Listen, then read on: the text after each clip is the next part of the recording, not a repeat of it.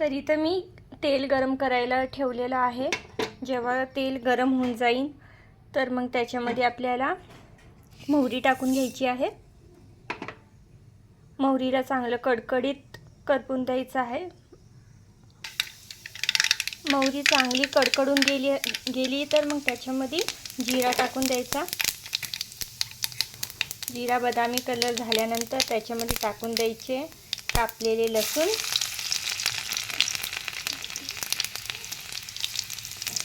लसूणला चांगल्या प्रकारे बदामी कलरचं येईपर्यंत फ्राय करून घ्यायचं।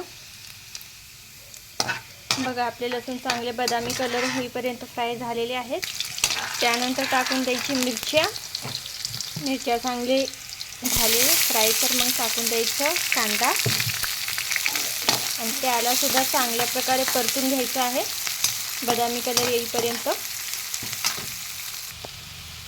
त्यानंतर कांद्यामध्ये टाकून द्यायचा आहे गरम मसाला,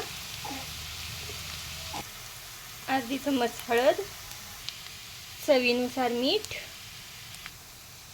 आणि ह्याला चांगल्यानं आपल्याला परतून घ्यायचं आहे अजून थोडंसं बदामी कलर येईपर्यंत। मस्त असा सुगंध सुटलेला आहे आपल्या फोडणीचा। ह्याच्यामध्ये तुम्ही कढीपत्ता पण ॲड करू शकता, कोथिंबीर पण ॲड करू शकता, अजून चांगलं टेस्ट येणार। आता माझ्यापाशी अवेलेबल नाही आहे म्हणून मी आपलं सोप्पा असं भात केलेला आहे करत आहे सॉरी। आता ॲड करून टाका ह्याच्यामध्ये चॉप केलेले टोमॅटो आणि टोमॅटोला सुद्धा चांगल्याने असं परतून घ्या। पूर्ण टोमॅटो गळून जायला पाहिजे ह्याच्यामध्ये फ्राय करून। बघा आपले टोमॅटो चांगल्या प्रकारे मेल्ट होत आहेत। अशा प्रकारे चांगल्याने आपल्याला परतून घ्यायचं आहे।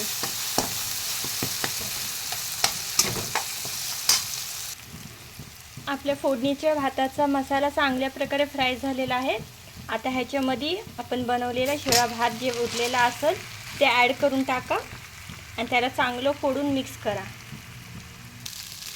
तर तुम्ही बघू शकता मी कशा प्रकारे पूर्ण भात मिक्स करून घेतलेला आहे। तर याला 1-2 मिनटं चांगल्या प्रकारे गॅसवरती फुल गॅसवरती फ्राय करून टाका।